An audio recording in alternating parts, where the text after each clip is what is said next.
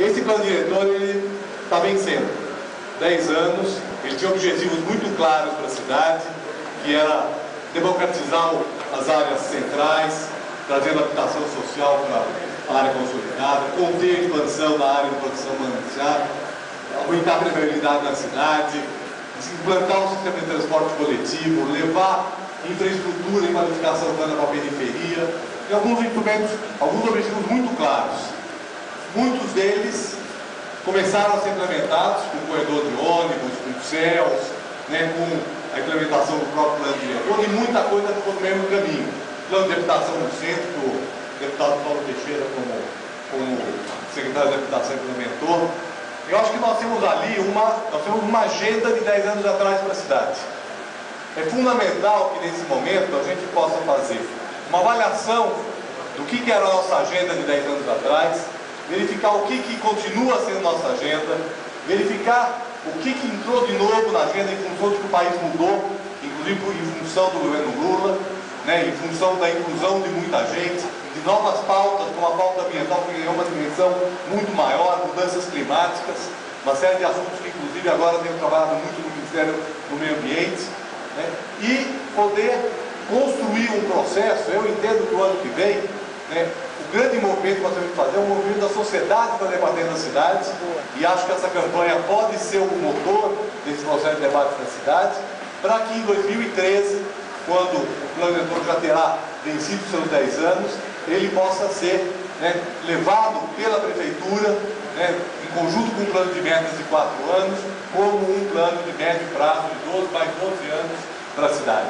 Eu acho que a nossa grande tarefa hoje é, né, tudo isso que se falou hoje, muito mais que tem se falado sobre a cidade, poder fazer esse processo, fazer da campanha um processo de debate sobre a cidade, para que a campanha seja vitoriosa, incorpore as pessoas que eventualmente não votariam no PT, mas que vão votar porque vão se incluir nesse processo, e poder então fazer um processo, a partir do seu governo, um processo realmente transformador, de médio e longo prazo, porque a cidade está precisando ter bons governos sucessivos.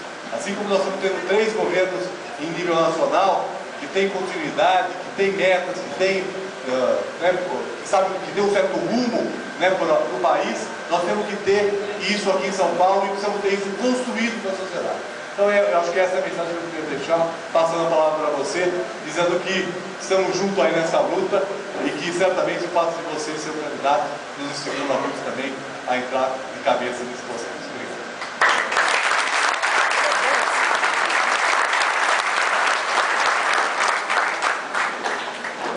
Eu queria te cumprimentar em primeiro lugar, teu nome e todos os companheiros, cumprimentar o nosso senador Suplicy e fazer coro com a fala do Heller sobre o caráter imprescindível da tua eleição. Eu acho que São Paulo precisa qualificar o debate público, precisa uma pessoa com todas as características necessárias para elevar o debate público na nossa cidade, até pelo fato de você ser multidisciplinar, se operar em várias frentes, e se a gente quiser enfrentar o desafio que o Eduardo nos colocou, de pensar a cidade como um todo, eu acho imprescindível a gente eleger pessoas com teu perfil. Pessoas que serão capazes de fazer uma reflexão sobre a cidade, não setorialmente, pensar a cidade como um organismo vivo, multifacetado, e que você não consegue resolver um problema sem pensar nos demais. Quer dizer, nós, ao longo das 33 reuniões que tivemos nas caravanas, acho que todo mundo acabou convergindo para o mesmo ponto de vista de que discutir desenvolvimento, discutir mobilidade, transporte público, sem discutir descentralização e desenvolvimento regional, era impossível. Discutir acesso à saúde sem, né, perceber que a cidade tem muitos distritos que não têm equipamento público nenhum, né? Não só de saúde, mas de cultura, de lazer, assim, de esporte, também não faria sentido. Então, pensar a cidade, e para você pensar a cidade dessa maneira, você não consegue pensar ela burocraticamente, você tem que pensar a cidade participativamente. Eu digo isso porque Nesse particular, há um paralelo que pode ser feito com a educação muito claro.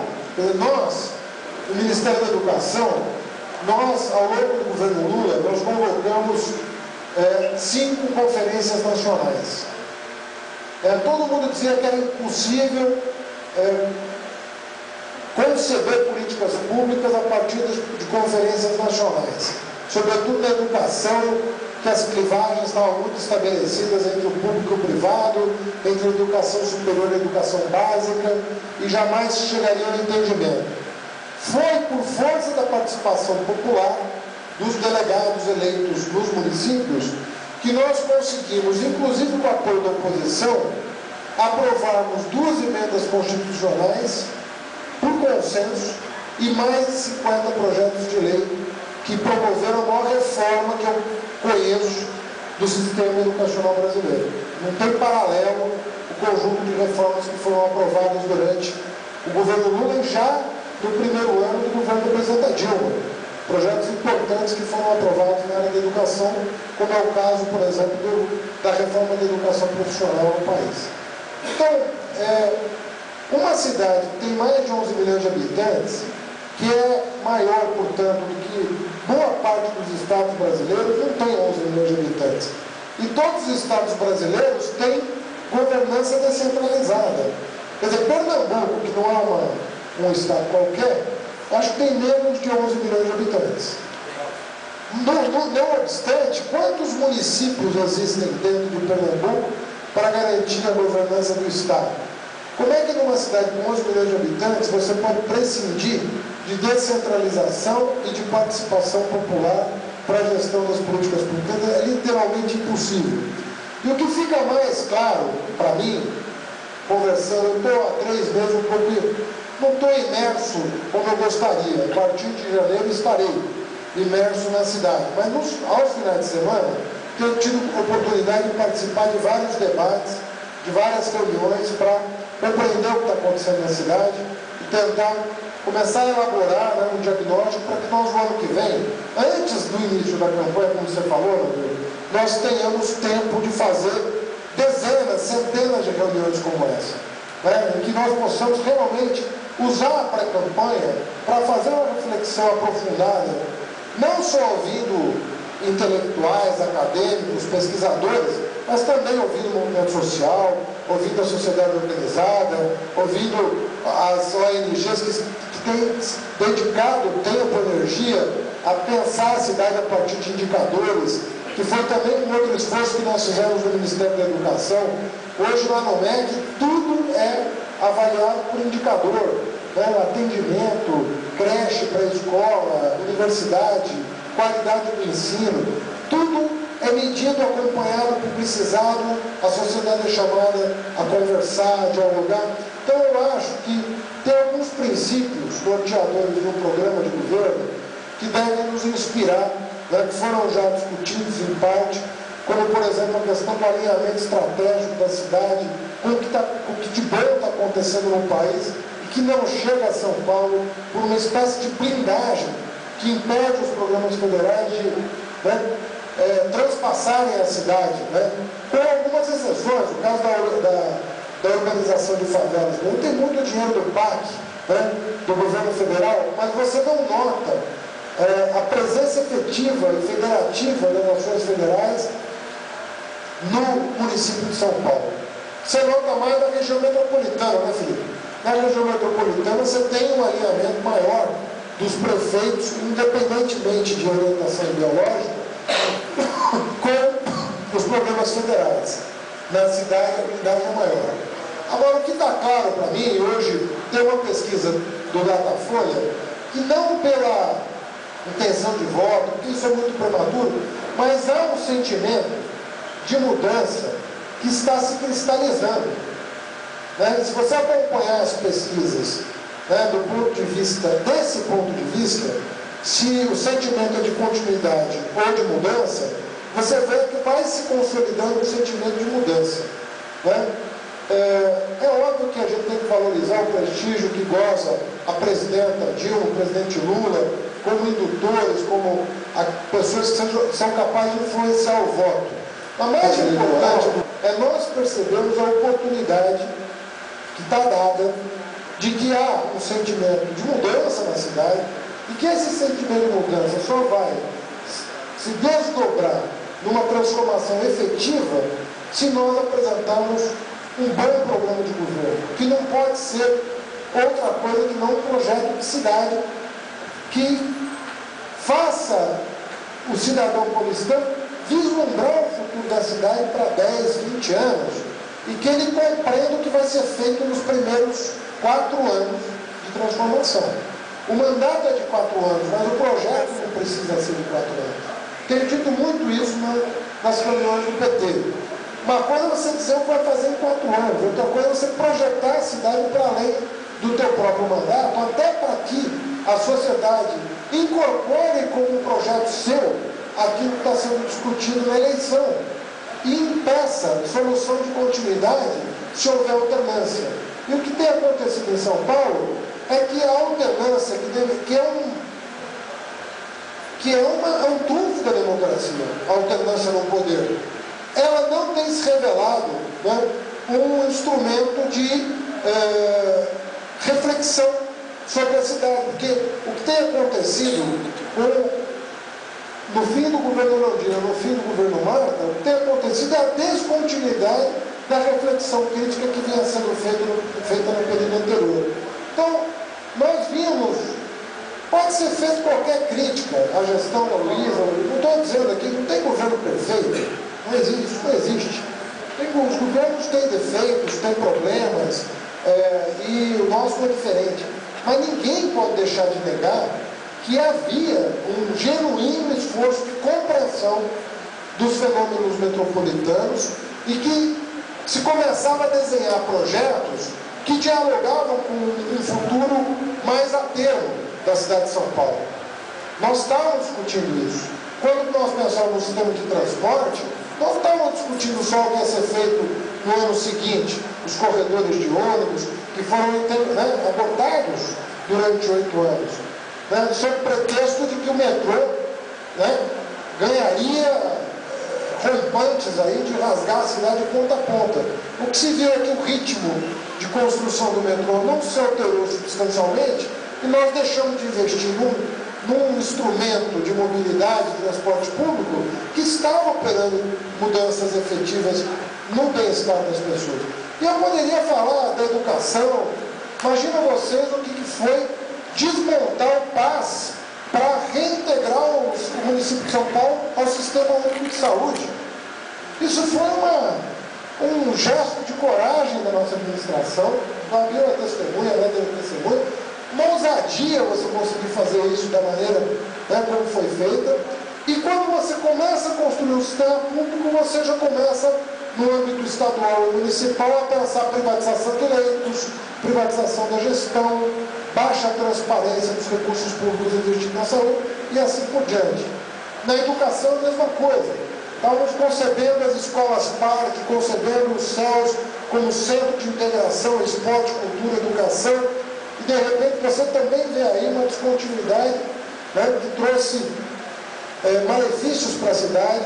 E você vai em qualquer bairro periférico, a primeira reivindicação é retomar o projeto pedagógico original dos céus, que precisa ser aprofundado, não dá mais para retomar como ele era, mas nós não vamos aprofundá-lo se nós não retomarmos a ideia original de conceber a educação como uma espécie de centro de gravidade, em torno da qual outras políticas públicas se afirmam, como é o caso do lazer, do esporte, da cultura e do próprio ensino que ganha com a educação integral e assim por diante. Então nós temos uma oportunidade, mas que ela, para ser aproveitada, depende de que reuniões como essa aconteçam com muita frequência o ano que vem, né? Que a gente dedique as nossas noites, os nossos finais de semana, né? As pessoas trabalham, então a gente tem que pensar nisso, mas reuniões como essa, porque nós, até maio, junho, nós tenhamos condição de produzir um material que nos permita nos reapresentarmos a cidade, dialogarmos com o futuro de São Paulo. O que eu estou muito convencido é de que o projeto que está em vigor na cidade está muito aquém do seu potencial. E eu acho que isso o cidadão da cidade já está percebendo. Ele não sabe bem por quê. E isso nós vamos ter que explicar na campanha. Por isso que a campanha não pode ser campanha de marketing. Tem que ser uma campanha que dialoga com o conceito. Conceito da cidade. Eu tenho que fazer barba, cortar o cabelo, vou fazer isso, né? Mas, me apresentar corretamente, mas nós temos que transmitir um conceito para a cidade. O que você falou? Para ralar, para pedir, mas eu acho que nós temos que passar um conceito, nós temos que transmitir um conceito, como na linha do que o Leonardo Marques falou, e eu acho que a gente tem condição de fazer isso. Uma vantagem que nós temos é que nós estamos numa situação de unidade interna com muita antecedência. Nós não estamos escolhendo o nosso candidato em abril ou maio, nós estamos com antecedência. Agora, nós temos que fazer dessa vantagem, aproveitar essa vantagem para produzir resultados a partir dela. Como a campanha não é permitida pela legislação, a pré-campanha tem que ser bem pensada para que nós possamos atrair o melhor que cada um esteja disposto a oferecer para esse projeto. E o que eu estou vendo, Nabila, assim, é que existe uma vontade de participação efetiva. As pessoas estão notando que haverá espaço para a discussão da cidade, que elas vão poder se incorporar a esse projeto, se reconhecer nesse projeto, e até alguns, quem sabe, que não militavam há algum tempo, voltem a militar, né, na crença de que nós possamos fazer diferença no que diz respeito ao bem-estar das pessoas que moram aqui. Eu acho que nós temos uma oportunidade muito boa de fazer isso. O sentimento é muito bom e eu, apesar da campanha ser curta, né, porque a legislação foi toda alterada, né, e ela é encurtada, eu acho que nós não caímos nessa armadilha. Nós não caímos na armadilha de contar, não, o presidente Lula tem muita força na cidade, então vamos deixar para as últimas semanas ali que nós vamos crescer. Eu acho que não é disso que se trata. Acho que ganhar a eleição é muito bom. Agora, ganhar a cidade é muito melhor.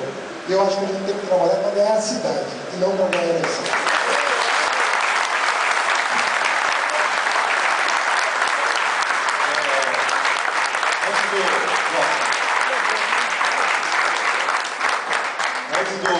Do Fernando sair, nós vamos continuar aqui ainda, tem algumas pessoas inscritas que vão falar, depois o Suplicy e o Felipe também vão falar. Eu queria só deixar aqui para o Fernando, né, o nosso compromisso, né, de fazer com que tudo isso que está falando aconteça. Né? A gente vê aqui a quantidade de gente que vem no domingo à tarde, na véspera do Natal, né, mostra que isso que você falou é verdade. Né? Muita gente que está aqui não é militante do PT de carteirinha, tá certo? Embora comprometido com o programa do PT, e eu acho que é isso que nós vamos precisar fazer, é mobilizar